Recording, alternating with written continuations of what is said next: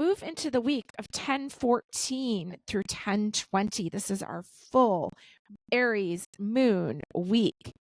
And boy, let me tell you, things are intense. Now, that beautiful trine with Venus trining Mars and now Neptune continues, Mars trining Saturn. But we do have Pluto square Mercury. Got the moon close to Saturn on Monday the 14th. Moon will be in Pisces. Saturn is in Pisces, so Saturn wants us to show up. Pisces wants us to retreat. And we've got a square with Jupiter. So you want to make sure that you're tending to your self-care, because Pisces is all about karma and retreating, reflecting. So make sure you tend to that. It's your responsibility, Saturn in Pisces. It's your responsibility to take care of that. Rest is part of the responsibility, okay? It doesn't mean that you're being lazy. It means you're reflecting. Okay. And we need to do that. Not everything can be action, even though this full moon sure is going to want action from us, because it's Aries, and Aries is the warrior, right? In Greek mythology, Mars is the god of war. Okay. Now, Tuesday, more water, 3 planets in Pisces, Moon, Neptune, and Saturn are in Pisces, but we have a grand water trine going on between Venus. I think I forgot Mars. There must be 4 planets. Venus, Mars, and the moon. Okay, so let's just say I think there's 4 planets in water signs. It's a lot of water. Okay, there's a lot there, and there's a trine going on, which is a beautiful thing, but it's super, super emotional, and we're heading to a full moon. There's lots of creative energy, so don't be afraid to take a step back into maybe you're painting, maybe you're writing, maybe you're just dreaming of the next stage, okay? But it's okay to do that. Wednesday the 16th, the moon moves into Aries, and get stuff done today on Wednesday the 16th, so you can take some alone time tomorrow, okay? Because let me tell you, you're probably going to need it, all right? Okay, so this Aries full moon at 7:26 a.m. on Thursday the 17th, that's Eastern Standard Time, is at 24 degrees of Aries. Okay, so the sun's at 24 degrees Libra and the moon's at 24 degrees Aries. You can look and see where that falls in your chart. Okay, that's where the intensity is going to be. Now, this full moon is square Mars, and Mars is the ruler of Aries, okay? So it's squaring its own ruling planet, a planet of action, a planet of really, like we said, war or the warrior, okay? And it's also square Pluto in the cardinal sign of Capricorn at 29 degrees, okay? So this is all this is a cardinal square, and well, it's actually, I think that's called a grand cross. So this is intense. Now, there's some other squares going on. Mars is squaring the sun and the moon, and Pluto is squaring the sun and Mercury. And so there's a lot here. We may feel angry. There's a heck of a lot of things to feel angry about in this world, okay? We have the moon is right near Chiron, soul's wound point. The moon is right near Eris, which is considered like a rage point, an anger point. Okay. I don't know a lot about Eris, but I do know she's like the cousin of Mars.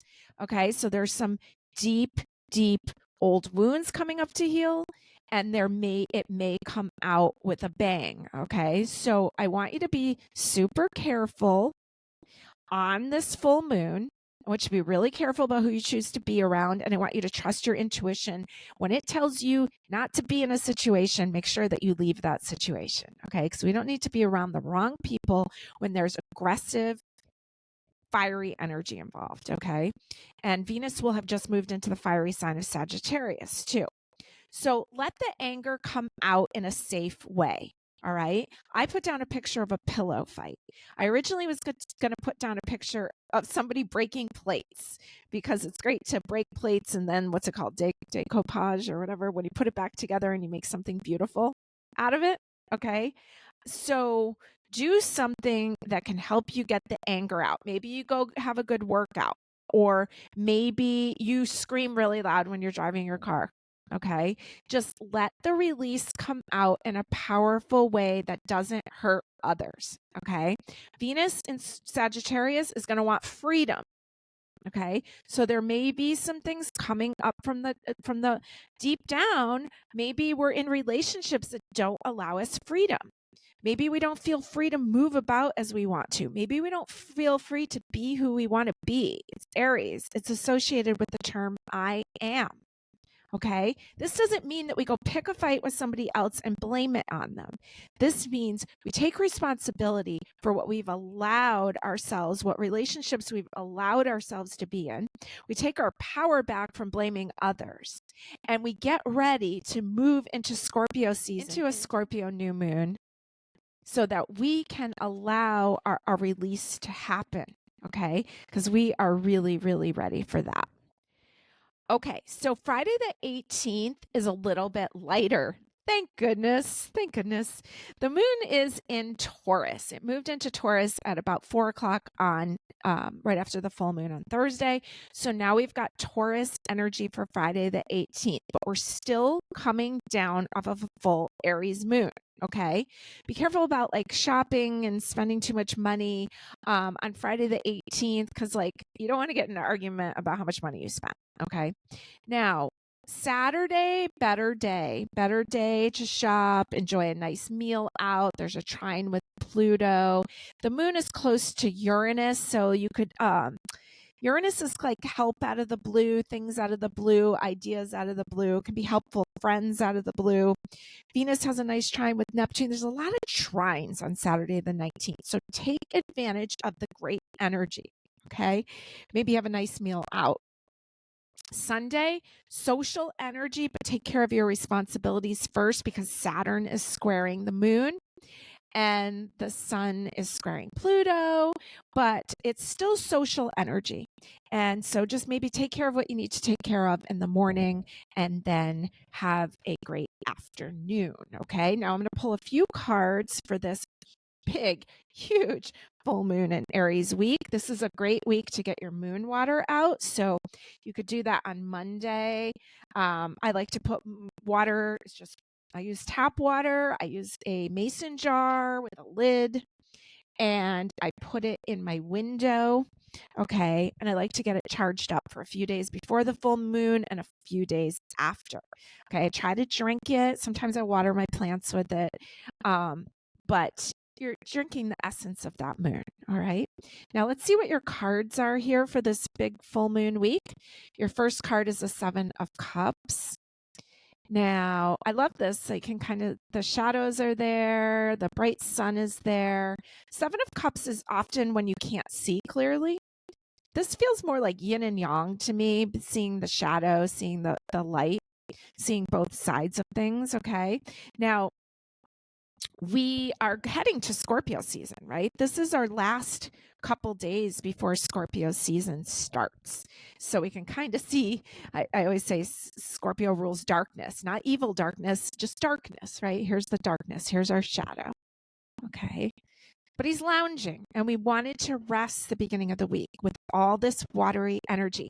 We are going to go into doing some really deep work. Okay. The deep work starts next, as soon as we get into Scorpio season, it really starts. There's deep stuff going on here right now. 28 degrees Neptune in Pisces, 29 degrees Pluto in Capricorn. These are pivotal moments. These are things that are never going to happen again in our lifetime. Okay. So we need to rest and recharge through all these changes. Card number 2 is Justice. This is Libra. And there is balance, and it's almost like you have to I almost get like she's going to ask you a lot of questions and you better have the answers. Okay? Balance, justice.